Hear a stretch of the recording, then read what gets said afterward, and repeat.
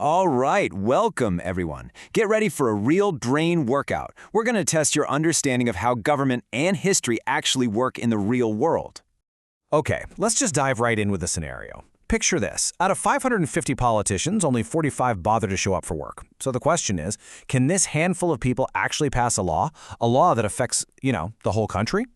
The answer, absolutely not. No way. And you know what? That's not a bug in the system, it's a feature. It's actually a crucial safeguard for democracy. So let's dig into the rules that make this all tick. Okay, first up, how Parliament really works. So the key to that whole question is a single word: quorum. It's a really simple but super powerful idea. Basically, it stops a tiny group of people from making huge decisions for everybody else. So for India's Lok Sabha, which has 550 members, the quorum is set at 1/10. You do the math, that's 55 members. They have to be in the room. So in our scenario with only 45 people, well, they're 10 short. The speaker would have no choice but to call it a day and adjourn the session. Simple as that. No business gets done. Okay, let's throw another wrench in the works. What if the government needs to pass a super urgent law, like right now, but Parliament isn't even in session? Do they just have to sit on their hands and wait? Well, now, they have a special tool in their back pocket for exactly this kind of thing. It's called an ordinance. You can think of it like an emergency get-out-of-jail-free card. It's basically a temporary law that kicks in immediately. But, and this is a big but, this power isn't a blank check. It has a ticking clock. This is a classic example of checks and balances at work. Once Parliament gets back together, they have just 6 weeks to approve that ordinance. If they don't, poof, the temporary law just vanishes. Now, while both houses of Parliament are obviously important, the Lok Sabha, that's the one we directly elect, the lower house, holds some serious trump cards. For instance, only they can introduce money bills. We're talking about the bills that control all the government's cash.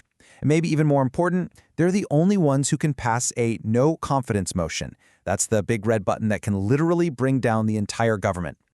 All right, now that we've got some of the rules down, let's jump into our next section and see how these ideas actually played out during some of the most pivotal moments in India's history. When you look at these dates, don't just see them as stuff to memorize for a test. Each one is a chapter in a much bigger story. They represent these huge turning points and major shifts in strategy on that long road to independence. So that brings us to the 1920s and this really crucial question about representation. Imagine this. A British commission, the Simon Commission, shows up in India. Their job? To recommend reforms for the country. You'd think people might be interested, right? Wrong. They were met with massive protests and shouts of "Simon, go back." So what went wrong? It all boiled down to one single powerful idea. You can't decide our future without us. The commission had 7 members, and all 7 were British. Not a single Indian voice was included to talk about India's future. I mean, you can imagine how that went over. It was seen as the ultimate insult, and it just lit a fire across the country, sparking these huge nationwide boycotts.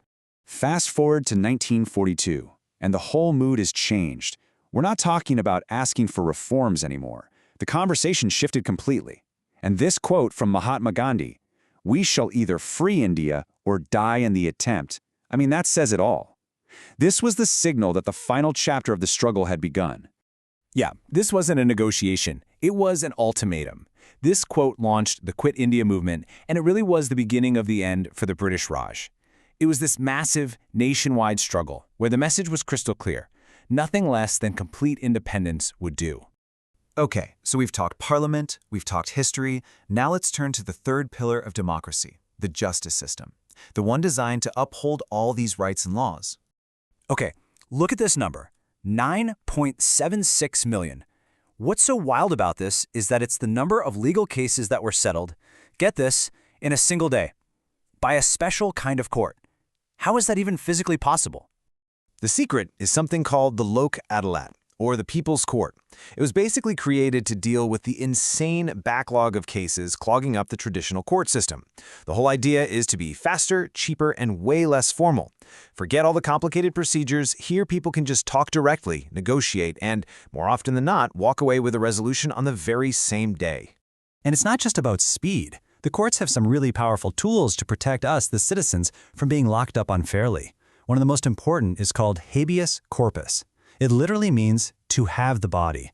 It's a legal writ that basically says to the authorities, you have to bring this person you've arrested to court and prove to a judge that you have a good legal reason for holding them. It's a fundamental shield against arbitrary arrest. All right, for our final section, let's pull the camera back. Let's zoom way out and look at how India found its footing on the world stage, especially in a world that was basically split in two. So after World War II, the world map basically cracked in half. You had two giant superpowers emerge, the United States and the Soviet Union, and they created these two massive opposing teams. On one side, you had the Western Bloc, all about capitalism and democracy. On the other, the Eastern Bloc, pushing communism. And they both had completely different ideas about how the world should run. And right in the middle of this, you've a newly independent India. So this was the question for them. Which side do you choose? Do you align with the US or with the Soviet Union? Picking a side could bring huge advantages, but it also came with massive risks. So what did India do? It did something pretty radical. It said, neither. Instead of picking a side, India helped create a whole new path, the non-aligned movement. The idea was simple but powerful. We're not going to be anyone's pawn. We'll judge every single global issue on its own merits and forge our own independent foreign policy. So when you put it all together, what's the big takeaway? It's this. All these rules of the game we've been talking about, from quorum in parliament to the struggles for freedom to making these huge foreign policy calls, they aren't just dusty old history. They are literally the operating system running in the background of the world we live in right now. And understanding them, that's how you start to make sense of today's headlines.